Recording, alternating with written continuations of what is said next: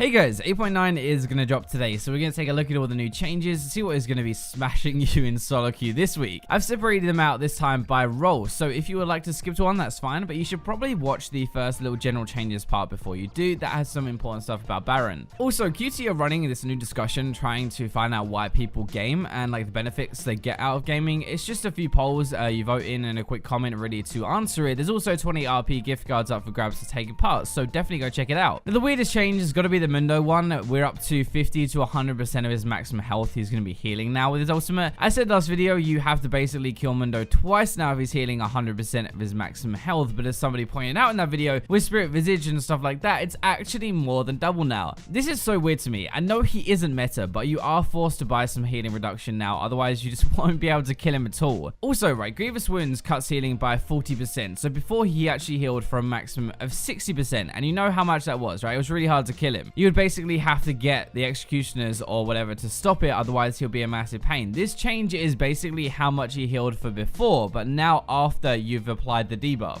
I know being countered by one item sucks, and that is a problem, so this is probably why they are doing it. I feel like it makes him a massive meat shield, to be honest, though. If you don't buy healing reduction, you're never going to kill him, so that's gold down the drain, and if you do, you're probably still not going to kill him. Moving into the general ones, the game changes. Baron does not do as much damage now to the main target, but he has way more health, and the AoE damage that he does is way up. The idea is that Baron is much harder to take now, not just about if you have a tank or not. Everybody will be taking more damage. He is up to 9,000 health now from 6,400. He will survive for a lot longer. Corruption damage, the AoE that used to be 30 plus 5% AD, that is now 120 plus 30% AD, so it's a massive increase. This is going to be killing a lot of people this patch for sure. You cannot take this now when you're all low and just like one healthy person tank it or anything. It doesn't work like that. If you're trying to force it, you're trying to sneak it, those are bad ideas. This gives the enemy team way more time to react, and when they do react, you'll all be a lot lower health, so they can just clean up the fight. The short version is that if you try and take Baron like a dumbass, you will now get punished pretty hard. Teams will be throwing a lot more around Baron until people get used to this.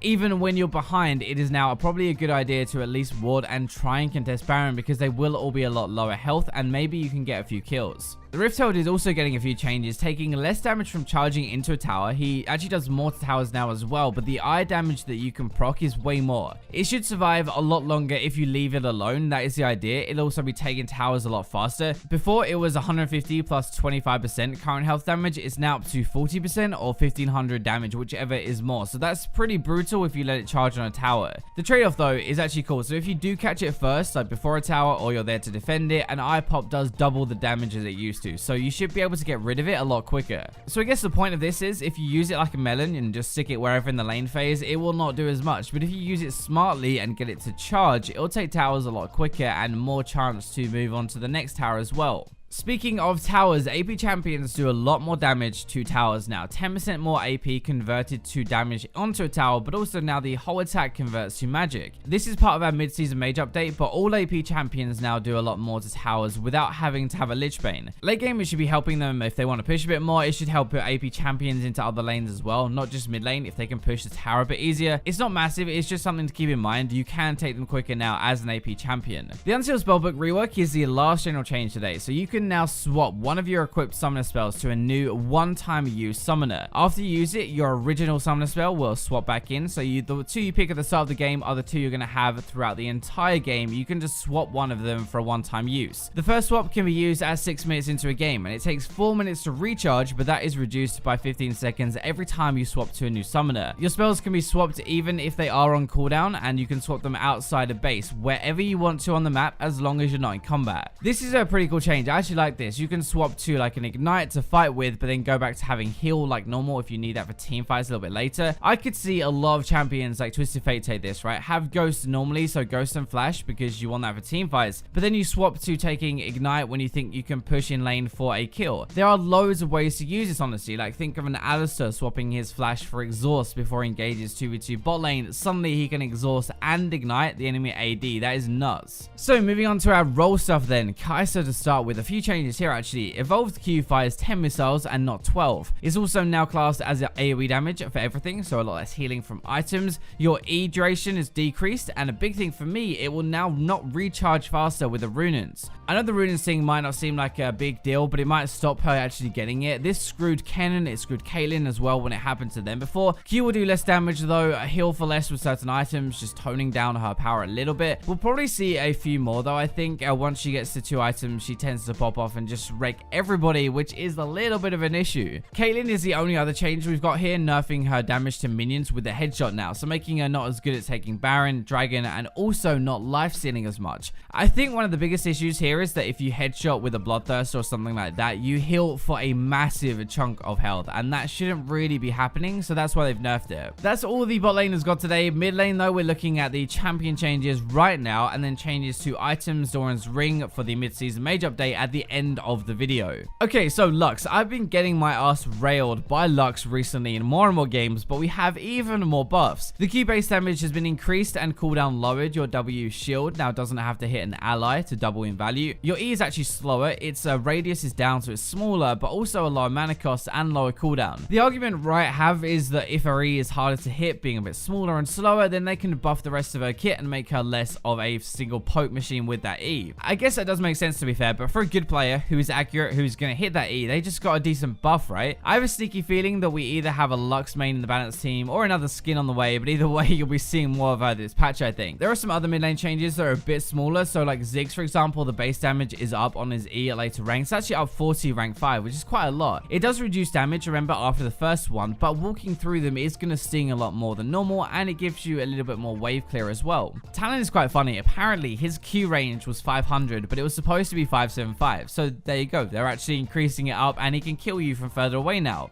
Syndra is a little bit bigger. Passive changes for a Q now does plus 15% damage to champions instead of making them last 2 seconds longer. Basically, what you can do now is poke people down before going for the kill a little bit better. That's the idea of this change. You use your Q a few times, do more damage, and then you go for the kill. Final mid change, Kassadin, his Q magic damage shield is going to be blocking a little bit more rank 1. It's a bit weird though. Almost everybody maxes their Q first, so by rank 3 it's almost the same anyway. It will help a little bit for lane trading though, to absorb a bit more damage, so it will help, but it's not massive. So let's go into the jungle. Shyvana's kind of cool. W burnout no longer has AP scalings. E has 40% more, and ultimate now up to 100%. Apparently this is supposed to bring AP Shyvana back. Like, that is exactly why they are giving her better AP ratio, so you can burst people with a magical fireball. I guess with this then, you're supposed to poke with your E first a few times, and then you slam in with your dragon. You'll actually do a lot more as well. There is a geezer, by the way, who already does this, and I used to track it for a weird build video, so it's definitely more legit than you probably think. Like, he used to go Gunblade and Lichbane, I think, and it actually worked. A bunch of other smaller jungle changes though, like Warwick base AD decreased by 3, Q damage down 2% at later ranks. It's the first round of nerfs we've had for him in a long time. It is massive, but it's aimed at kind of hitting his early clear a little bit and then how he scales.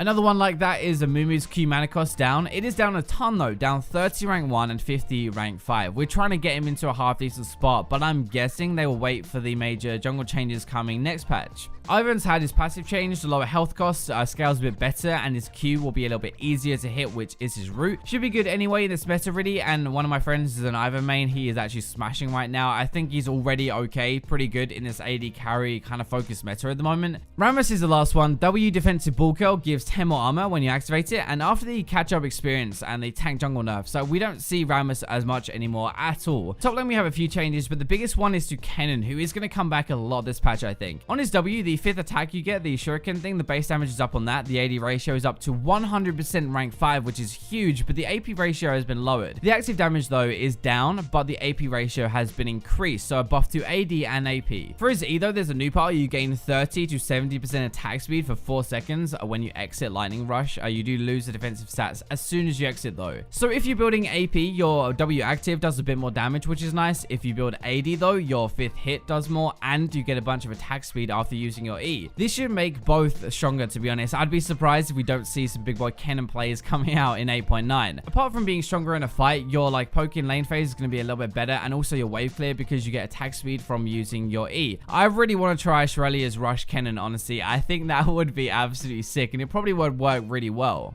Garen is also getting a few things to help him scale a little bit better. So like his Q base damage increased at later ranks, 40 more rank 5, which is quite a lot. And his W gives 10 more resistances as well. So he's a bit more durable and he does a bit more damage. Already is in here, but actually it's a jungle change really. Passive now refreshes its duration when attacking larger monsters. So jungle Irelia can actually work properly and do pretty well with it. Last one for us today, Sona base AD up and passive core damage increased slightly as well. Each power core will be doing about 5 more damage plus the extra base AD. Not massive, but she does use this quite often in a lane phase, so it will add up. Hopefully that is the idea anyway. So we have a mid-season Mage update dropping with a bunch of item and champion changes. We have gone over these a lot though, so I'm just going to kind of go over them a little bit quicker. The Doran's ring change is the biggest one. You now have no base mana regen and mana back on a minion kill, but you do have 5 mana per 5 seconds and 5 on-hit damage versus minions. This is actually quite clever. Putting some more damage on your autos means that you can CS easier with auto attacks as a mage, trade with spells, and in theory fight a lot more. This is actually how you play Ezreal. You try to use your mana to poke with your Q and then you auto attack to CS instead. I thought this was a dumb change to start with, honestly, but the more we look at it, the more I think this might be a smart way to get more people to fight rather than just spam wave clear. There is a lot more to it though. Like a lot of mages have more mana regen and base mana, but less mana per level now. So Nivea, for example, gets 8 mana per 5 now instead of 6, has 100 more mana to start the game, but she will only gain 25 mana per level, down from 50. It's okay for the lane phase, but the mana pool will be a lot lower in team fights, and you cannot spam spells as much. You'll need to base a little bit more. The items are changing. Lost Chapter, probably the biggest one here. For Archangels, massively though. 200 more gold and 15 more AP. It's up to 1300 gold now, which is pretty massive. That's a lot to base on, and chances are you won't be able to get this as early into a game. Tier is kind of similar. 100 more gold, less mana refund. So it's still the same really, just not giving as much mana back and get it slightly later, but it's not too bad. Remember though, for Archangels, you build both of these things, so it doubly sucks really.